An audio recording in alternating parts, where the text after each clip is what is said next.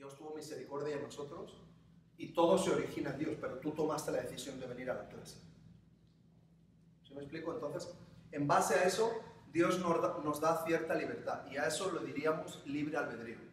Creen en eso, ¿verdad? Todos, porque si no, vamos a tener que orar por ustedes. No somos robots, Dios no nos creó robots. Dios nos creó con libre albedrío. Y ese libre albedrío, Él siempre nos va a acompañar, no nos va a dejar de amar, nos va a amar igual, pero va a respetar nuestras decisiones. ¿Ok? En base a nuestras decisiones vamos a tener cambios en nuestra vida, positivos o negativos. En base a nuestras decisiones, si tomamos decisiones que están fuera de la voluntad de Dios, Dios no nos dejará de amar y Dios seguirá caminando con nosotros, pero tendremos más riesgo de salirnos de la voluntad de Dios, más riesgo o estaremos expuestos a mayor peligro. ¿Sí me sigue? Cuando nuestras decisiones no estén de acuerdo a la voluntad de Dios. ¿Me sigue? No estoy hablando de hijos de Dios o no hijos de Dios, estoy hablando de creyentes que vamos a la iglesia. En base a esto ya podríamos terminar la clase. Piense qué decisiones está tomando en su vida que pueden beneficiarle a usted y a su familia o perjudicarle. Pues para todas las decisiones o para todas las opiniones o para todos los cambios que usted quiera hacer en su vida, sí Dios va a tener una mayor parte porque Dios es el que tiene control de nuestros corazones, pero a fin de cuentas nosotros somos los que decidimos seguir a Dios o no. Si tú decides dejar de venir a la iglesia, Dios no te va a poner una pistola en la cabeza, aunque a veces Dios usa pistolas de muchas maneras para que regresemos a los pies de Jesús, ¿sí? Pero a fin de cuentas nosotros somos los que decidimos. Entonces, el pueblo de Israel está marcado por decisiones buenas y malas, decisiones que los llevaron a donde tomar victorias y decisiones que los llevaron a tomar derrotas. Entonces ahora mismo estamos en una parte de la historia del pueblo de Israel donde el pueblo de Israel toma una decisión importante y a partir de esa decisión va a cambiar por completo la historia de Israel. ¿Ok? El pueblo de Israel es llamado para salir de Egipto. ¿Me siguen todos? Los saca de Egipto el Señor y los lleva. ¿A dónde los lleva? Sí, pero en medio de eso, ¿dónde les da la ley y dónde les revela cuál es la voluntad de Dios para ellos? Al desierto. ¿A dónde? ¿A qué lugar? Al monte Sinaí. ¿Okay? Los lleva a su monte y les dice: yo les he traído aquí para expresarles lo que está en mi corazón y cuál es mi deseo para ustedes. Acuérdense de eso. Ya desde el Éxodo está revelado cuál es el deseo del corazón de Dios para su pueblo. ¿Okay? Entonces, en una de esas revelaciones, aparte de todas las leyes que le da Moisés para que el pueblo siga sus leyes, sus decretos, sus estatutos, los 10 mandamientos y todo eso, hay una opinión o una voluntad que está en el corazón de Dios para el pueblo de Israel y se repite en el Éxodo, luego lo repite en Primera de Pedro en el capítulo 5 y luego se repite en el Apocalipsis. La voluntad o el deseo de Dios para el pueblo de Israel es que fuesen reyes y que fuesen una nación santa, sacerdotes. ¿Sí me explico? Que todo el pueblo de Israel estuviese gobernado por Dios. ¿Ok? Dios les marcaría el camino, Dios les pondría un tabernáculo donde el pueblo vendría, se reuniría, haría sus sacrificios con Dios, establecería una relación con Dios y Dios los guiaría a la tierra prometida y Dios les daría la victoria. ¿Ok? Sobre las naciones. Eso es lo que le expresa en el desierto. Entonces les dice: la forma de gobierno suya no va a ser como la de los pueblos. Su forma de gobierno va a ser teocracia. No está escrita esa palabra, pero es el contexto. Yo voy a ser su rey. Yo voy a ser su Dios. Ustedes van a ser mi pueblo. Yo los voy a guiar. Yo voy a gobernar sobre ustedes a la medida que se dejen. Yo los voy a guiar a una tierra de bendición. Mientras obedezcan mis mandamientos y me dejen que yo los guíe, va a estar bien con ustedes. ¿Ok? ¿Sí? ¿Está eso claro? Okay. Está en eso. Entonces, pasa el periodo de Josué los establece, ¿se acuerdan? Los distribuye por tribus. Entonces empieza la temporada turbulenta de los jueces, ¿se acuerdan? Que se levantan jueces por aquí, por allá. En sí los jueces fueron, personas independientes levantadas por Dios, pero acuérdense que en el libro de los jueces no hay una unificación del pueblo de Israel. La primera persona que llega a unir a las 12 tribus en una visión o en un avivamiento es Samuel. ¿Ok? Samuel es considerado el último juez. Samuel es considerado un gran profeta, Samuel es considerado un sacerdote porque se cría en el templo con Elí, ¿se acuerdan? Y él guía al pueblo. ¿Ok? Pero Samuel, y ahora estamos en esta parte de la historia, y esto va en la línea con lo que les he dicho al principio. El pueblo toma una decisión incorrecta, pero aún así Dios está con ellos, pero esta decisión incorrecta les lleva al final de cuentas a perder el reino. ¿Okay? Y vamos a ver la decisión que toma el pueblo de Israel, y Samuel y Dios la respetan y le dan la petición, su petición a Israel, o sea, se la otorgan. Vamos a ver de qué estamos hablando, ¿ok? Primera de Samuel capítulo 8. ¿Ok? Acuérdense, el pueblo sale de un avivamiento. Samuel los reúne, han pasado muchos años desde que el sacerdocio de Elí muere. ¿Se acuerdan que los hijos de Elí eran unos... el sacerdocio era corrupto? Dios elimina ese sacerdocio, se levanta Samuel como una figura nacional de arrepentimiento, de voltear los ojos al Señor, reúne al pueblo, tienen una victoria muy grande con los filisteos y seguidamente estamos en ese capítulo 8. El pueblo se reúne y le hace una petición a Samuel y a partir de eso cambia el curso de la historia. Acuérdense, ¿cuál era el gobierno que Dios había elegido para su pueblo? ¿Cuál era la voluntad de Dios en forma de gobierno para su pueblo? ¿Democracia? ¿Democracia? ¿Cómo? Seguro, están seguros. ¿Quién iba a gobernar al pueblo? Okay. No era democracia, ¿verdad? No era anarquía, ¿verdad? No era comunismo, no era socialismo. ¿Qué era? Acuérdense, esa es la voluntad de Dios para el pueblo. Yo los voy a dirigir. No van ustedes a estar perdidos. Es más, si dejan que yo les dirija, van a ser mejor que todos los pueblos. Capítulo 8, primera de Samuel, capítulo 8. Aconteció que habiendo Samuel envejecido, puso a sus hijos por jueces sobre Israel. Toma ahí una decisión un poco equivocada, Samuel. Y el nombre de su hijo primogénito fue Joel y el nombre de su segundo Abías. Y eran jueces en Berseba, en una de las ubicaciones al sur de Judá. Pero no anduvieron los hijos por los caminos de su padre. ¿Me siguen todos? Antes se volvieron tras la avaricia, dejándose sobornar y pervirtiendo el derecho. Entonces todos los ancianos de Israel se juntan y vienen a Ramá, que era el pueblo donde vivía Samuel. Y le dijeron, y aquí está la decisión que ellos toman, en base a una decisión equivocada de Samuel. El pueblo piensa y le pide algo a Samuel. Mira, he aquí, tú ya te has hecho viejito y tus hijos no andan en tus caminos, o sea, no son como tú. Por tanto, constitúyenos ahora un rey que nos juzgue como tienen todas las naciones. Chequen esa petición. Pero no agradó a Samuel esta palabra que dijeron, danos un rey que nos juzgue. Y Samuel oró al Señor. Y dijo el Señor a Samuel, oye la voz del pueblo en todo lo que te digan, porque no te han desechado a ti, sino a mí me han desechado para que no reine sobre ellos. ¿Han visto esto? Conforme a todas las obras que han hecho desde el día, esto es clave, esta escritura. Miren, pasen. Aquí hay una silla y otra.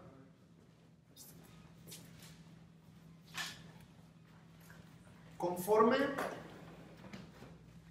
a todo. Congratulations. Ya lo vi, estuvo buenísimo. That was good.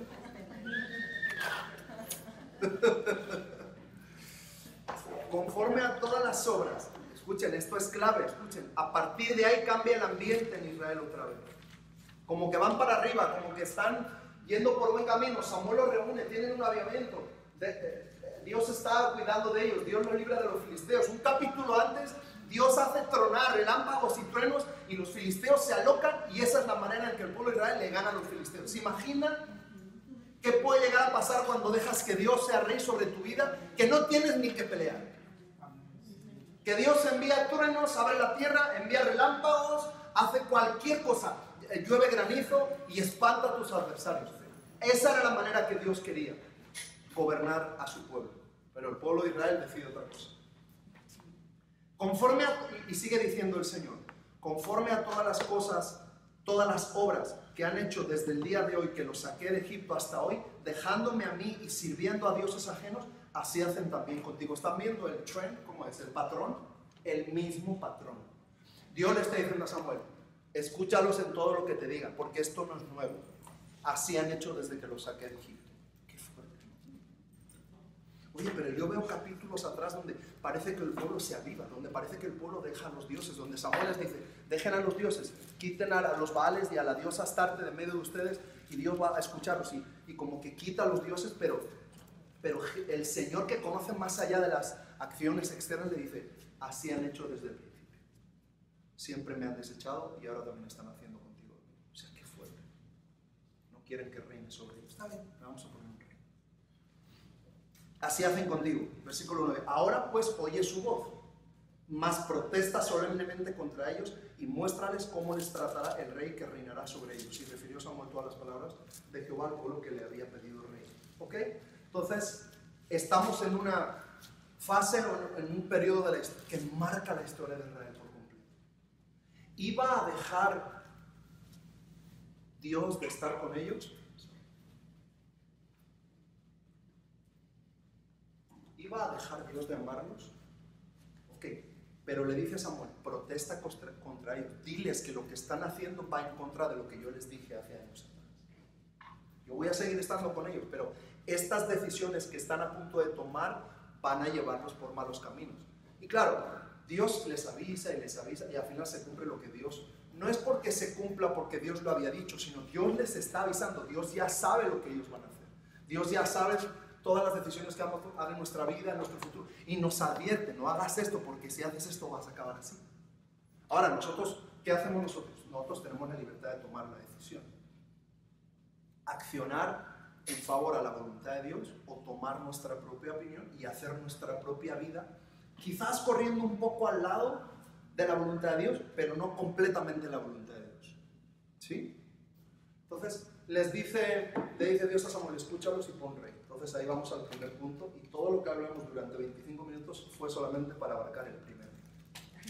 Ok, entonces empieza la historia de Samuel y Saúl y el punto número A es establecimiento de la monarquía. Se establece un sistema de gobierno. Miren, vamos a llamar a las cosas como son, ¿sí o no? Vamos a llamar las cosas blancas, blancas y negras, negras. Se establece un sistema de gobierno monárquico. ¿Ok? Entonces, este sistema de gobierno estaba a favor o en contra de la voluntad de Dios.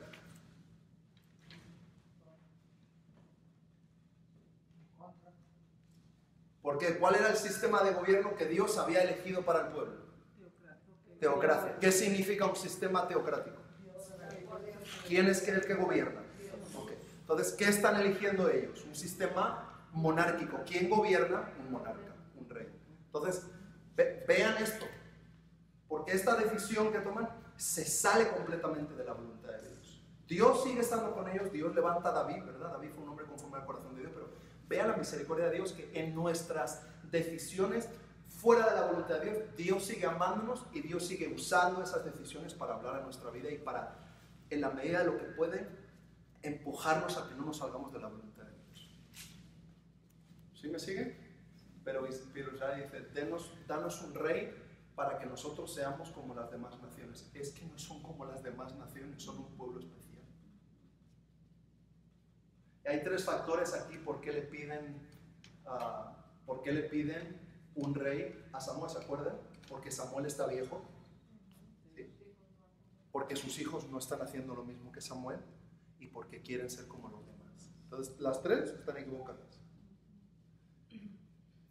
Porque las tres son, ya lo diré, son distintivos, son marcas de que el pueblo de Israel estaba poniendo su mirada, ¿dónde? En el hombre. Chequen, es importante eso. Eso es lo que pasa cuando nosotros ponemos nuestra mirada en el hombre.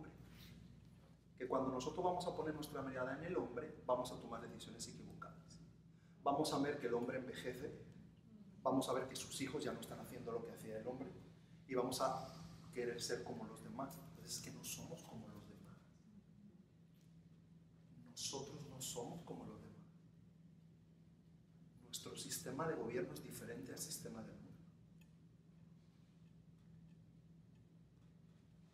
En Primera de Pedro y en el Apocalipsis, Dios nos vuelve a recordar. Me acuerdo que una vez prediqué de eso. ¿Se acuerdan? No sé si estaban cuando compartí reyes y sacerdotes. ¿Se acuerdan? Somos reyes.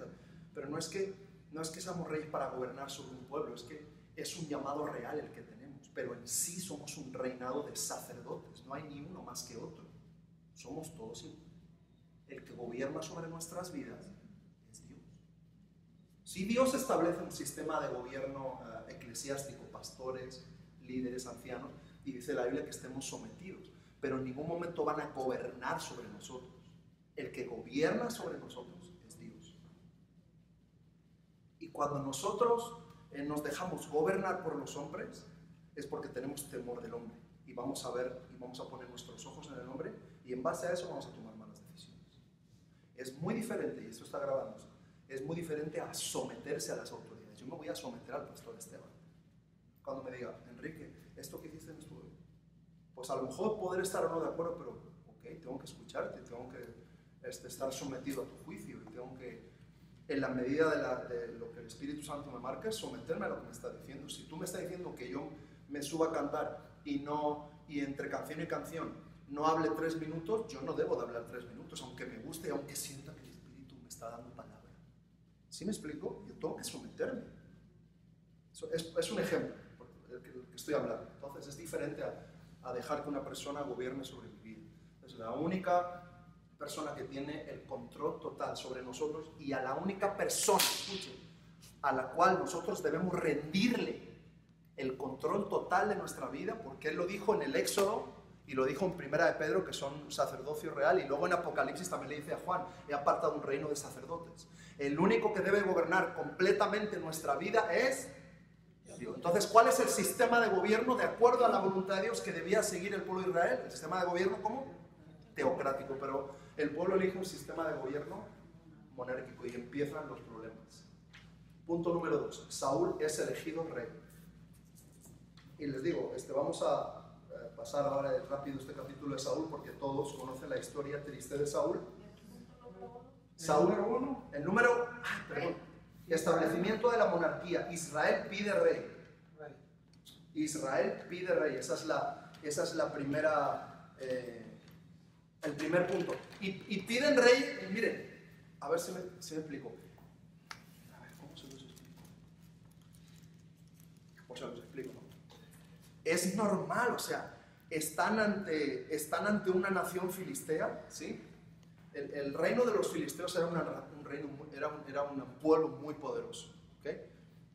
En aquellos tiempos, conforme a la cronología de la historia, es donde, no sé si ustedes en la escuela lo estudiaron, yo cuando me acuerdo en high school estudié la edad de bronce, la edad de piedra, la edad de hierro. ¿Les suena eso o no? ¿Sí un poco? La edad de... Bueno, esta época de la historia, que es el 1060, 1070, 1100 antes de Jesucristo, es la edad de hierro.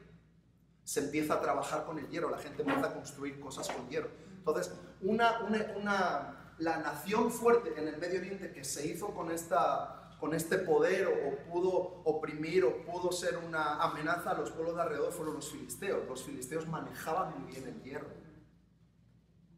cosa que los israelitas no. Los israelitas venían del desierto. Los israelitas peleaban con azadas y con machetes y como Dios les daba a entender. Les digo, Dios peleaba por ellos. Pero los filisteos eran una nación que tenían carros de hierro. ¿Okay? En la primera de las batallas donde Dios pelea por el pueblo, aparece el pueblo filisteo y dice que eran más numerosos que la arena de la orilla del mar. Imagínense. Y tenían 30.000 carros de hierro.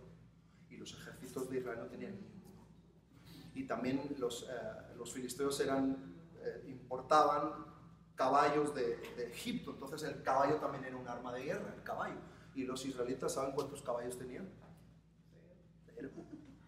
Entonces, el pueblo, en lugar de ver a Dios como su defensor, baja la mirada y ve, no manches, estos cuates tienen carros, caballos, van a dar la torre. Pónganos un rey, por favor, para que nos enseñe a pelear como ellos pelean. Es que no somos como los demás. Es que la Biblia dice que nuestras armas son poderosas en Dios para la destrucción de fortalezas. Es que la Biblia pone que no tenemos lucha contra carne ni sangre. Entonces nuestra manera de pelear es diferente. Nuestros enemigos son diferentes. No es carne ni sangre, son principados y potestades. Nuestras armas son poderosas en Dios. Lo dice 2 Corintios 10:4. Nosotros nos levantamos en contra de todo argumento que se levanta en contra de la voluntad de Cristo y los aniquilamos, derribamos argumentos. Nuestras armas son poderosas en Dios. Nosotros no estamos en la edad del hierro. El caballo no es fuerte para nosotros. Decía David, unos confían en carros, otros en caballos, pero nosotros confiaremos en el nombre del Señor. Él es nuestra victoria. Entonces, el pueblo de Israel pone la mirada, la baja, ve la amenaza de la nación filistea, y es normal, cuando bajas tu mirada de Dios, dígame una cosa, ¿no se ha sentido como el ser más pequeño del mundo cuando desvías tu mirada de Dios? Todo te abruma, a mí todo me abruma, todo me da miedo, temor, pánico cuando bajo mi mirada de Dios. Qué bueno, porque eso nos hace depender otra vez de Dios. Y es lo que le pasa, y entonces Israel baja la mirada y pide rey, que ese es el punto número 1. El punto número 1, Israel pide rey. ¿Está claro hasta ahora lo que sí? Sí. Good. Punto número 2, Saúl es elegido rey. ¿Okay? Eligen a Saúl, ya saben lo que pasa, ya saben toda la historia, ¿verdad? Saúl, el papá de Saúl pierde unas asnas, envía a Saúl a que las busque, no encuentra las asnas, encuentra a Samuel en el camino, Dios le revela a Samuel el rey, y ya saben todos esos encuentros divinos. Entonces le avienta la redoma del cuerno de aceite y le dice, tú vas a ser el siguiente rey. Luego reúne a todo el pueblo y presenta al rey que estaba escondido. ¿Se acuerdan que tenía miedo? Saúl tenía mucha inseguridad. Era una de las cosas que le llevó a la perdición, la inseguridad. Ahí no voy a meter ahorita en leerlo todo, pero ahí lo van a ver. Ahí estaba Saúl escondido y lo sacan. Este es el rey. Todos gritan, hay una victoria. Saúl reúne a todo el pueblo contra los enemigos de uno de los pueblos al este del Jordán. Vence sobre ellos, pero poco le dura a Saúl su confianza en el Señor, porque ahora vamos a ver, Saúl es elegido rey, pero vamos a leer 3 versículos. 1 Samuel 10, vamos a 1 Samuel 10, una hojita más adelante de lo que estamos leyendo. Mira lo que pasa con Saúl, porque dicen, no sé si usted lo ha escuchado, pero es lo que he oído yo, mucha gente predica esto, lo cual no estoy de acuerdo. Dicen que a Saúl lo eligió el pueblo y a David lo eligió Dios. Eso no es cierto. Eso se oye mucho, ¿no? Es que Saúl fracasó porque Saúl fue elegido por el pueblo, pero a David lo eligió Dios. Eso no es cierto. Sobre los dos se derramó la misma unción. A los dos se le dio la misma oportunidad, pero uno fracasó y el otro triunfó. No tenemos excusa, nunca. Dios nos muda el corazón, pero es nuestra labor mudar nuestra mente. Escuchen esto, no se les olvide jamás, por favor. Porque si Dios nos hubiese cambiado la mente, todos nosotros ya seríamos perfectos, no, pero todavía tenemos maneras de pensar equívocas, ¿verdad? En base a nuestras maneras de pensar equívocas es que tomamos malas decisiones. Dios nos cambia el corazón, pero nosotros tenemos que trabajar en el cambio de nuestra mente. Y eso fue lo que le pasó a Saúl. Saúl no cambió su manera de pensar. Vamos a 1 Samuel 10:9. Rápido, 10:9. Aconteció luego que al volver en la espalda para apartarse de Samuel, le mudó Dios su corazón, y todas estas señales acontecieron en aquel día. ¿Dios le dio la oportunidad a Saúl de ser una nueva persona o no? Sí. Ok, aquí lo pone. Vamos al versículo 22. Preguntaron pues otra vez a Jehová si aún no había venido allí aquel varón. Está hablando de Saúl. Y respondió el Señor, le dijo el Señor a Samuel, he aquí él está escondido en el bagaje. ¿Por qué una persona que Dios ha mudado su corazón y le ha confirmado señal tras señal que va a ser el rey, por qué a la hora de presentarse está escondido? Dígame, ¿por qué?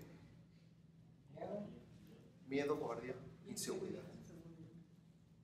Mucha inseguridad. Vamos al versículo 27. Pero algunos perversos dijeron, ¿cómo nos ha de salvar este? Y le tuvieron en poco y no le trajeron el presente a Saúl, mas él disimuló. Entonces, Dios le muda el corazón, pero Él no cambia su mentalidad. Dios nos va a cambiar el corazón. Dios ya nos cambia el corazón. Pero es nuestra tarea cambiar de mentalidad. Porque muchos de nosotros batallamos con la inseguridad.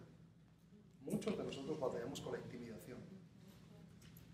Levantad la mano porque está de acuerdo conmigo. Ok. Muchos de nosotros batallamos con la duda. ¿Sí o no? Muchos de nosotros batallamos con el orgullo. Muchos de nosotros batallamos con la seguridad de haber sido llamados por Dios o no. Incluso muchos de nosotros, y yo he hablado con muchos que llevan años en la iglesia, tienen batallas de no saben si son salvos todavía. Pues todas esas cosas no están en el corazón, porque Dios te muda el corazón cuando tú abres tu corazón a Jesús. Hay un nuevo nacimiento, se lo explica Juan, Jesús a Nicodemo. Hay que nacer de nuevo. Pero las cosas de aquí arriba no nacen de nuevo de la noche a la mañana, porque aquí arriba traemos un montón de cosas de nuestra vida pasada que necesitamos quitar y romper. Y esas cosas nosotros somos los responsables de cambiar. Dice Pablo en Romanos 12:2: por lo cual, hermanos, os ruego por la misericordia de Dios que ofrecéis vuestros cuerpos en sacrificio vivo, santo, agradable. Cambien su manera de pensar. Renovaos en el espíritu de vuestro entendimiento, le dice Pablo. Renovaos en la mente. Ya Dios les cambió el corazón, pero ustedes tienen que renovar en la mente. Renovaos en el... ¿Cómo podemos renovar nuestra mente? ¿Qué pensamientos debemos de poner en nuestra mente? Los pensamientos de la palabra de Dios. ¿Vale? Entonces, es uno de los peligros que nos pueda pasar lo mismo que le pasó a Saúl, que al no renovar nuestra mente podamos o lleguemos a caer o lleguemos a desperdiciar nuestro llamado o las cosas que Dios nos ha dado. ¿Okay? Es lo que le pasa a Saúl. Punto número 3, la despedida de Samuel. ¿Okay? La despedida de Samuel. Samuel se aparta, Samuel pone como rey a Saúl y él se aparta, sabe que su tiempo ha llegado, no quiso estorbar ante el nuevo liderazgo, se puso a un lado. ¿Se acuerdan en el Nuevo Testamento cuando también alguien se aparta para que alguien tome su lugar? ¿Se acuerdan? Nada más empezar el Nuevo Testamento. ¿Se acuerdan? El Nuevo Testamento empieza con Juan el Bautista. ¿Se acuerdan? Y en uno de los, en el capítulo 2, 3 creo del Evangelio de Juan, Juan el Bautista dice: es necesario que yo mengue y que él crezca. ¿Se acuerdan? Él es confrontado por sus discípulos. Hey, ¿a qué le está bautizando más gente que tú? ¿A qué le está haciendo cosas? Pues es que mi tiempo ya se terminó. Ahora es tiempo de que él crezca. Entonces es una enseñanza muy buena aquí. No es que uno sea mayor que otro. En el caso de Samuel, no es que Saúl era mayor que Samuel, sino Samuel sabía que su tiempo ya se había terminado. Y para nosotros esta lección, para nosotros es que necesitamos conocer los tiempos. A veces hay cosas en nuestra vida que ya se terminan. Y estamos dando, estoy hablando del ministerio, en la vida, en el Señor, en todas las cosas. Hay tiempos donde, como decía Salomón en Eclesiastés, hay tiempos para todo. Tiempo de nacer, tiempo de morir, tiempo de reír, tiempo de llorar. Tiempo de empezar una cosa y tiempo de terminar una cosa. Entonces no logramos entender que Dios nos está diciendo: ya no es tiempo de usar el Samsung es tiempo ya de que te cambies a un iPhone. Esto ya no sirve, por ejemplo. Y tú estás ahí con el Samsung, dale, y a Dios te ama, pero ya Dios te dice: ya se terminó esto, ya es a lo que viene, ya es, el iPhone es mejor, es lo que viene de Dios ahora para ti. ¿Sí me explico? Estoy haciendo algo práctico, pero así son todas las cosas, ¿no? Y en todo necesitamos escuchar a Dios y renovar nuestra manera de pensar, saber cuándo tenemos que y Dios, de repente Dios hace la vista gorda y nos deja vivir a nuestra manera en muchas cosas, pero de repente no le ha pasado que le confronta con alguna actitud que usted tiene de muchos años y nunca lo había confrontado como en ese momento. Dices: toda la vida ha sido así. Ya es que Dios dice: ya está aquí, ya tienes ahorita que cambiar, ya. Entonces hay tiempo de terminar cosas.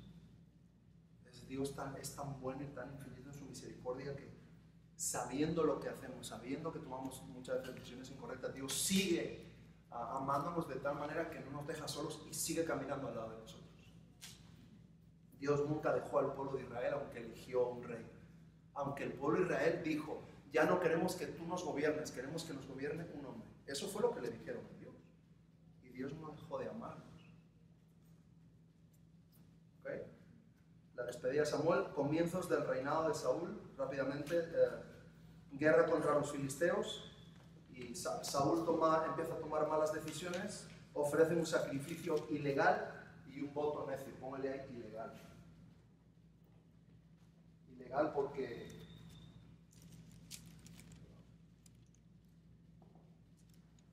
Ilegal porque está en el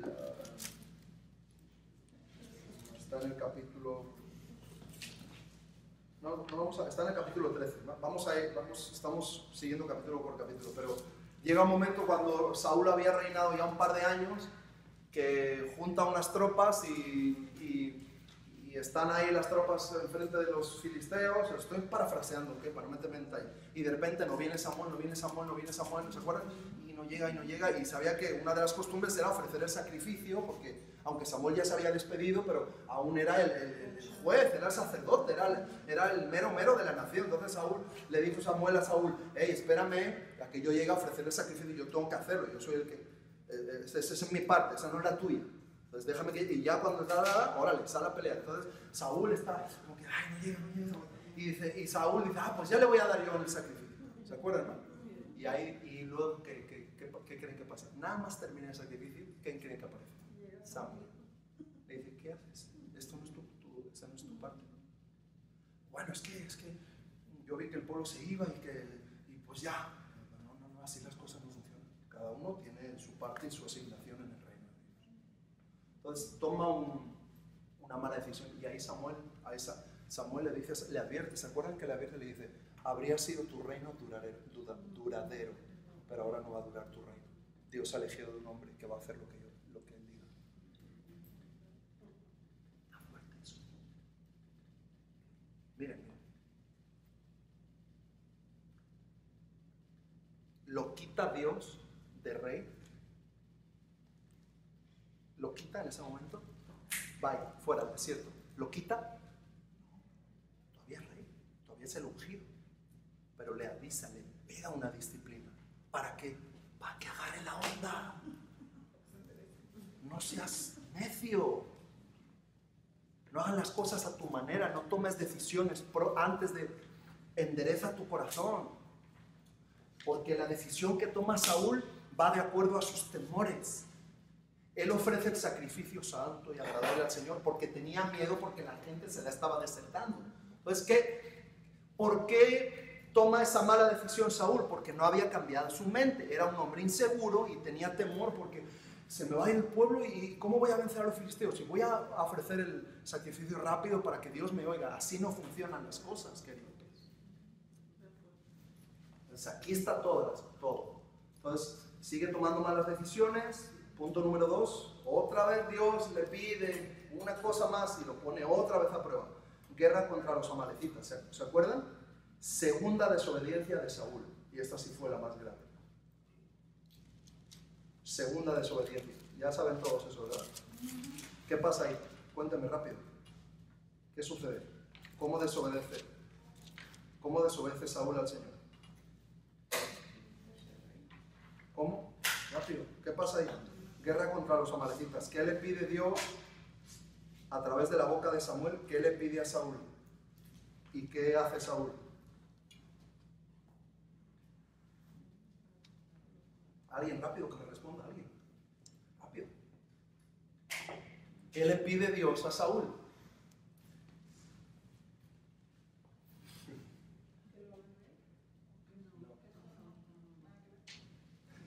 Y Jehová te envió en misión y dijo, ve, destruye a los pecadores de Amalek y hazles guerra hasta que los acabes. ¿Qué les dice? Ve contra los de Amalek y termínalos a todos. Aniquila a todos. Entonces Saúl, como otra decisión, le dice, pues no. Pues él deja vivo al rey y deja vivo lo mejor de las ovejas y de las vacas, ¿se acuerdan? Samuel lo confronta y le dice, ¿por qué has desobedecido? ¿Se acuerdan? Es famoso eso. Porque el pecado de desobediencia y de rebelión es como la brujería. Así es como trata Dios la rebelión y la desobediencia como brujería. brujería y como adivinación. Tú has desechado la palabra del Señor y Él te ha desechado como rey. Entonces ahí le dice, ahorita sí vas a dejar de ser rey, ahorita ya vas a ser desechado. ¿Se acuerdan? Y Saúl le dice, no, actué a la ligera. No, es que no es el arrepentimiento ese de, ay, perdón. ¿Cómo es? ¿Han oído la expresión lágrimas de cocodrilo? ¿Qué significa para ustedes lágrimas de cocodrilo? No son lágrimas falsas. Pues esas eran las lágrimas de Saúl, pero Dios lo desecha. Dios lo desecha por haber desobedecido una orden directa. Hazle así. Y Saúl dice, no, le voy a hacer casi. Entonces escuchen, casi obedece. Casi obedece Saúl. Casi. Pero no totalmente. Entonces, nosotros tenemos una bendición y una protección sobre nuestra vida. ¿Sabe cuándo? ¿Sabe cuándo nuestro reino va a perdurar? Cuando obedezcamos a Dios completamente. 100%. Si somos como los sanitizer, que somos de 99, 99.9, eso sí me gusta usarlo siempre. ¿Han visto los sanitizer? Todos. Compre un sanitizer el más caro y nunca va a poner mata 100% a todos los gérmenes. Siempre 99.9. Entonces, si te enfermas, ¿qué es? El 0.1 que no mató los sanitizers. Entonces, Saúl es como los sanitizers, esos del Walmart. Obedeció a Dios 99.9, pero no 100%. Entonces, si hay bendición a Dios. Les digo, no es ser absolutista, pero sí es llamar las cosas como son. Realmente, la decadencia espiritual de la iglesia hoy en día es porque los cristianos no obedecemos completamente. Si nosotros obedeciésemos completamente las cosas que Dios nos pide, el rumbo de la iglesia cambiaría. Cambiaría el rumbo. Son cosas, ¿para qué les voy a decir? No, hay desde llegar a la alabanza, llegar temprano, preparar tu corazón, este es un tiempo de adoración, levanta tus manos, a la gente le da igual. Estamos ahí arriba y usted tiene que ver las caras de mucha gente. Pero no están pecando, pero la Biblia dice, levanta tus manos, la Biblia dice, adora al Señor, hay tiempo para adorar y hay tiempo para mirar a las moscas. ¿Sí me explico? Son cosas tan sencillas como eso, pero eso, sumado a una vida diaria, ¿ok? De nuestras vidas, cómo funcionamos, nos hace que luego nos pasen las cosas que nos pasan. Y no es que sea un Dios no es Dios de castigo, ¿sí? Pero tomamos decisiones y nuestras decisiones traen consecuencias. That's it. A veces Dios no tiene que ver ahí en eso. Dios nos pone el mandato y le dijo Josué al pueblo, ahí tienen las bendiciones y las maldiciones, ¿se acuerdan? Si obedecen van a tener bendición, si no van a tener maldición. Ahí ustedes tomen la decisión que quieran. Entonces, Israel toma sus decisiones, Saúl toma sus decisiones y es desechado. Entonces llega, vamos a la otra, al punto, ¿cuál es el punto? Punto 4, vamos al otro momento histórico, ¿ok? Que cambia también el rumbo del pueblo de Israel, así como cambió el rumbo en la decisión del pueblo de Israel de tener un rey, y el rey les lleva, acuérdense, el rey les lleva a Saúl, les da solamente un año de victorias, 1 año y medio, pero lo demás fue un desastre el reinado de Saúl. ¿Usted no cree que el pueblo de Israel, viendo la forma de gobierno de Saúl, no se arrepentirían de tomar la decisión que tomaron de poner rey sobre ellos? Of course. Pero bueno, ya Dios los deja, ¿saben? Quieren rey, ¿saben? Pero a partir de esta desobediencia de Saúl, y es a veces también lo que pasa, que las desobediencias de unos benefician a otros. ¿Verdad? Las malas decisiones de unos benefician a otros. Entonces las malas decisiones de Saúl benefician a un hombre que se levanta en esos tiempos, que ya había sido llamado por Dios y ya Dios había puesto su mirada en él, pero es David. Y para mí David es el mejor rey que se ha levantado jamás en el pueblo de Israel. Para mí David es el rey mesiánico por excelencia, es donde se cumplen, es el símbolo más parecido a todas las profecías mesiánicas del Nuevo Testamento, la persona y la vida de David, aunque cometió sus errores y luego pidió perdón y sufrió sus consecuencias, ¿verdad? Por tomar malas decisiones, pero fue un rey mesiánico, el rey más mesiánico que ha habido en la historia, ¿no? Entonces se levanta, entra a escena un personaje, un joven de 17 años, que se llama David. Ahí lo tienes, Saúl y David. Saúl fracasa como rey. Saúl queda relegado a un segundo plano en el resto de la historia. En Primera de Samuel, ya Saúl queda como, ¿cómo es? En un segundo plano de la historia. A partir de Primera de Samuel 16, otro personaje entra en escena, que es David. ¿Ok?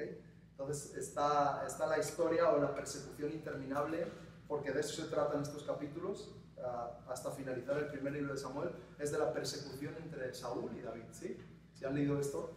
A partir del primer libro de Primera de Samuel hasta el final es la persecución entre el rey malo y el futuro rey bueno. ¿Sí? El rey malo, el rey torcido, el rey celoso, el rey envidioso, el rey que, ¿cómo puede ser que Saúl mató a sus miles, David a sus 10,000, cuando venía de la victoria con Goliat, ¿se acuerdan? Y Saúl se deja amedrentar por eso, y eso es alimentado o le hace tomar malas decisiones. ¿Por qué? Porque ya estaba su inseguridad, él no cambió su mente nunca. ¿Sí? Eso que le pasa con David no es de nuevo, eso ya lleva años. ¿Le mudó Dios el corazón a Saúl? Sí, pero él no se mudó la mente. Y esa mente, esa forma de pensar, le trajo la perdición. De manera que al final se quitó la vida. Bueno, ese mismo temor y miedo le hizo quitarse la vida. David entra al servicio de Saúl. Escriban el punto A. Estamos ya en el capítulo 16. ¿Se acuerdan que Dios le regaña a Samuel?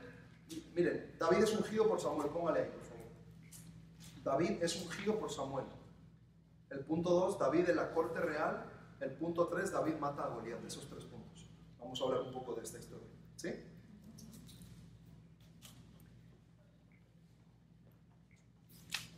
Dios le regaña a Samuel. Le dice, ya deja de llorar por Saúl. Ya lo he desechado. Ya deja de lamentarte porque Samuel hacía lamento por Saúl. Y por lo que podemos ver del regaño que le da Dios, o de la advertencia, o de la... ¿Cómo es? Le jala las orejas a Samuel, es que Samuel estaba como que lamentándose demasiado. Está bien lamentarse, pero ya demasiado es enfermizo. Sí está bien lamentarse cuando pasan cosas malas. Esto es otra lección impresionante. Está bien lamentarse cuando hemos tomado malas decisiones, pero ya llega un momento que ya levántate y sigue. Es malo lamentarse demasiado. Es malo. ¿Cómo es? Over lamentarse. Sobre lamentarse no es beneficioso para las emociones. El sobre lamento abre puertas a nuestro corazón de depresión, de tristeza, de muchas cosas que luego es muy difícil salir. ¿Okay? Entonces sí está bien lamentarse, está bien llorar al muerto, al que se muere, a llorar cualquier cosa y ya tener un tiempo de lamento, un tiempo de luto y ya. Pero Dios le dice a Samuel, ya deja de lamentarte. Ya ha sido Saúl desechado. Llena tu cuerno de aceite porque yo te voy a enviar a Belén, porque de ahí me voy a elegir a uno. ¿Sí? Entonces va a Belén, ¿se acuerdan? Va y se acuerdan, ¿no? El papá que reúne a todos los hijos menos David. Todos saben esa historia, ¿verdad? Entra el hijo mayor y ¿qué dice Samuel? ¿Qué dice Samuel? Dice, este. ¿Y qué dice el Señor? ¿Qué le dice? Ahí le pega dice, otra vez te estás yendo igual como se fue Israel, baja la mirada de arriba y le pones en el hombre. Porque el Señor no mira las cosas que mira el hombre, Dios mira lo que está en el corazón. Otra lección. Entonces Samuel, ok. Entonces pasa uno, otro tampoco. Y ya, ¿no tienen más hijos? Ah, tengo uno allá. ¿Se acuerdan de eso, no? Y entra ese aceite, ungido, rey. Entonces, ¿qué hace David cuando, imagínense David, todo lleno de aceite? Oler a rey, olía. Su olor era real. Entonces, ¿qué hace David? Thank you, brothers and sisters, father, bye. Y va al palacio de Saúl y llama a la puerta. Soy el nuevo rey, ¿me abren por favor? ¿Hizo eso David? No. Tuvo que aguantar años de persecución y de sufrimiento. Y respetaba. Pero ella había sido ungido. Entonces, es una lección, bueno, hay un estudio ahí que hemos estudiado ahí con ustedes, fuertísimo de que viene la unción sobre la unción. Escuchen, ahí en la Biblia pone, y el Espíritu de Dios descendió de ahí en adelante en la vida de David. ¿Se imagina? Que Dios decidió descender, pero todavía no estaba listo. ¿Cómo puede ser que Dios me unja para una tarea, pero todavía no esté listo? ¿Cómo puede ser? Claro que sí. Claro que puede ser, porque Dios quiere trabajar con nuestro carácter. Que nos mude el corazón de la noche a la mañana no significa que estemos listos para una tarea. ¿Sí? ¿Sí me siguen? No es lo mismo. Que te muda Dios el corazón. Ya tienes ese llamado, pero espérate, ahora Dios va a trabajar con tu carácter para prepararte para eso. Y él estaba dispuesto. Y él estaba dispuesto. Entonces mete a David en escena y cómo llega David al palacio.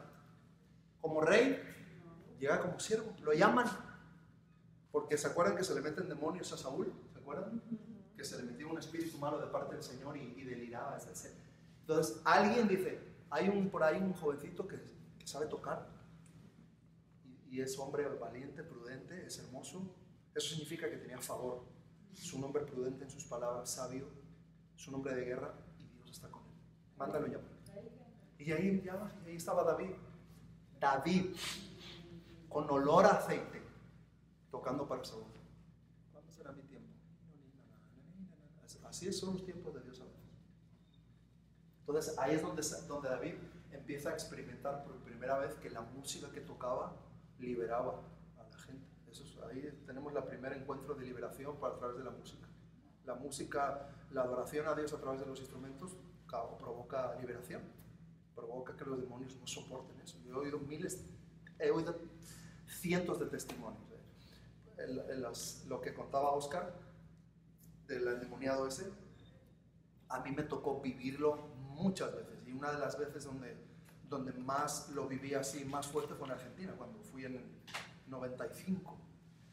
Se había acabado de casar Esteban y Karina, y ahí yo llegué a casa de los papás de Karina, en un viaje donde el pastor de Karina conoció a mi pastor y viajamos para allá, un grupo de jóvenes y gente de la iglesia, y estábamos en las campañas de Carlos Anacondia. No sé si conocen a Carlos Anacondia, pero en aquellos tiempos, o sea, tiene testimonios así que te dejan el cuero así, de decir, no puede ser que estas cosas pasen, de cosas de liberación. Entonces, me acuerdo que por la mañana nos daban sesiones de entrenamiento y por la noche nos aventaban a la carpa ahí de liberación, ahí a ver todo eso. Yo alucinaba, jamás había visto esas cosas. Empezaba la alabanza a tocar y abajo de la plataforma había gente orando y empezaba la alabanza y la gente se empezó a caer, a manifestarse los demonios, no podían soportar el sonido de la alabanza y se los tenían que sacar. Hay miles de testimonios de Carlos Anacondia, miles, no hay uno ni cientos, hay en toda una carrera de evangelista. Dios le dio un don a ese hombre. Yo lo escuché en persona contar testimonio tras testimonio tras testimonio, así de decir, no inventes. Entonces, el poder de la música como un instrumento de liberación lo empieza a experimentar. ¿Quién lo empieza a experimentar en el Antiguo Testamento? ¿Quién? Acuérdense que esto puede ser pregunta de examen. Ya tenemos el examen en 2 semanas. Esta es la antepenúltima clase. La semana que viene es la penúltima y la otra es el examen final. ¿Okay? Les digo que no va a ser difícil, pero es para que les oriente un poco el examen. ¿Quién fue el primero que experimentó que la música tiene poder para liberar? David. El salmista por excelencia. ¿Quién si no? ¿Ok? Entonces, David mata a Goliat. Hay 4 puntos ahí. Póngale rápido, ya vamos a terminar. El espíritu ya había descendido sobre David. ¿Ok? Hay 4 puntos aquí en el encuentro de David con Goliat. El espíritu ya había descendido sobre David. Estaba retando a Dios. ¿Se acuerdan? Goliat realmente estaba retando a Dios. Escuchen, ¿cómo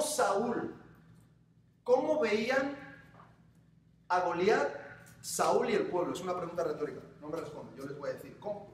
Nos está retando a nosotros, por eso tenían miedo. Claro, cuando pones la mirada en el hombre y ves un gigante de más o menos 3 metros, pues es normal que nadie quería salir a pelear con ese señor. Pero David no ve las cosas así. David dice, ¿quién es ese filisteo incircunciso que reta a los ejércitos, a los escuadrones del Dios viviente? David tenía la mirada puesta en otro lado. Nadie veía las cosas como David. Él veía las cosas en relación a Dios y nosotros. A ver, este señor, ¿qué hace aquí? Te está retando a ti, entonces hay que quitárnoslo de en medio. Así es como lo veía David, tan simple como eso.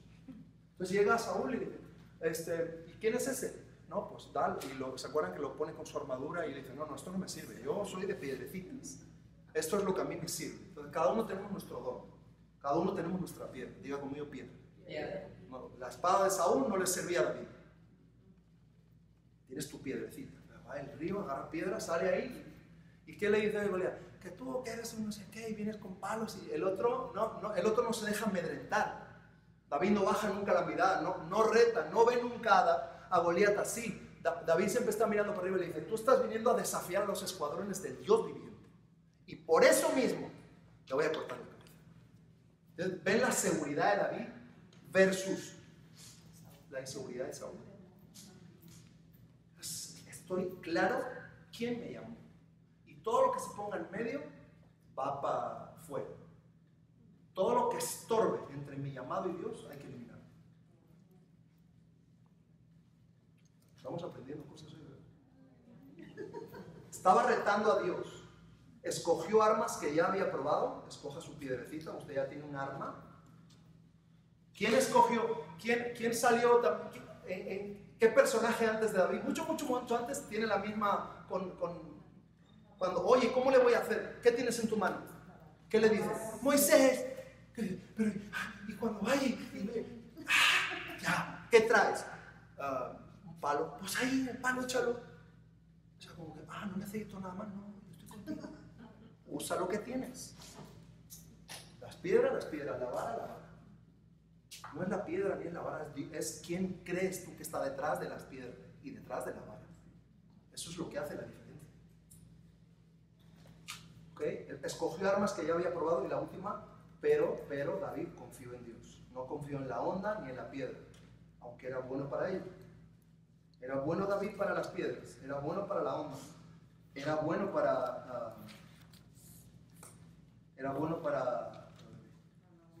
cantar, era bueno para tocar, por eso fue elegido. Acuérdense, los talentos le abrieron las puertas. Escuche, los talentos le abrieron las puertas a David, pero no le dieron la victoria se la dio Dios. ¿Sí? Con las mismas piedras, si hubiera puesto su mirada en el hombre, no habría vencido a Goliat, aunque era bueno para echar piedras, porque Saúl era bueno para manejar la espada, pero no venció a Goliat porque tenía su mirada puesta en el hombre. Era el mismo don. ¿Tenía un don Saúl o no? Él sabía pelear con la espada. Más que David con la espada. David tenía su onda y Saúl tenía su espada, pero no la supo usar Saúl en el nombre de Dios, porque no se veía como se veía David frente a Dios. Entonces, hay dos cosas claras, dos visiones que tenemos que tener claras de nosotros. Saber quiénes somos delante de Dios y saber quiénes somos delante del enemigo. That's it. En base a eso, vamos a tomar buenas decisiones o malas decisiones. Saber quién soy en Dios y saber quién soy delante del enemigo. ¿Es el enemigo yo o es el enemigo contra mi Dios? Es diferente eso. Así lo vio David, así triunfó David como rey. Y ya terminamos porque podríamos hablar. Estaremos de aquí hasta las 10 hablando de David.